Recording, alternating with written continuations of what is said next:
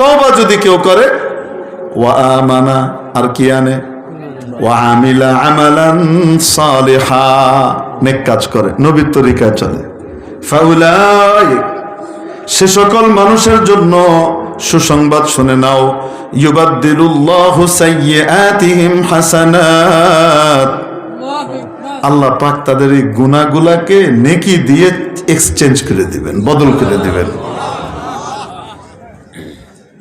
গুনাহগুলা যেমন ছিল, নেকিগুলা, রাসূল পাক সাল্লাল্লাহু আলাইহি ওয়াসাল্লাম এক হাদিস শুনাইছেন যে আল্লাহ, রাসূল সাল্লাল্লাহু আলাইহি ওয়াসাল্লাম এই হাদিস শোনানোর সময় হেসে দিছেন, হাত্তা বাদাত নওয়াজিজ, এক ব্যক্তিকে কিয়ামতের দিন আনা হবে, তার অনেক গুনাহ, তো তাকে আল্লাহ মনে করাবেন, এটা করছো না, জি করছি, এটাও করছো, হ্যাঁ করছি, এটাও করছো, জি, তার ছোট ছোট গুনাহগুলা কি করাবেন, মনে করাবেন। সে খুব ভয়ে ভয়ে থাকবে, আল্লাহ বড় বড়গুলার কথা জানি না কয়, বড়গুলার কথা গুলো সব বনাশ হয়ে যাবে। আচ্ছা তাহলে করছো, তাহলে অন্যায় করছো তো, জি আচ্ছা ঠিক আছে, আমার বান্দা যেহেতু অন্যায় করছে, তো এক কাজ করো, সে স্বীকারও তো করছে, তার গুনাহগুলাকে নেকি দিয়ে চেঞ্জ করে দাও। হে লোক, আল্লাহ আরো আছে তো, বড়ডি রয়েছে,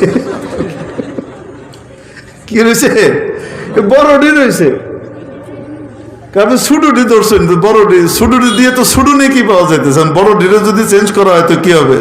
আল্লাহ রাসূল পাক সাল্লাল্লাহু আলাইহি ওয়াসাল্লাম এই হাদিস বর্ণনার সময় ঠিক করে হেসে দিয়েছেন,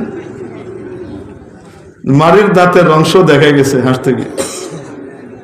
আল্লাহ পাক পারেন কি পারেন না? তাহলে গুনাহ যা করেছি তওবা করব, আল্লাহর কাছে মাফ চাইব, যত বড় গুনাহ হোক না কেন আল্লাহ মাফ করে দেন। কিন্তু বান্দার হক যদি নষ্ট করে থাকি, তাহলে আল্লাহর কাছেও মাফ চাইতে হবে, বান্দার হকও আদায় করে দিতে হবে। যদি বান্দার হক আদায় না করা হয়, তাহলে আল্লাহ পাকও তার হক মাফ করেন না।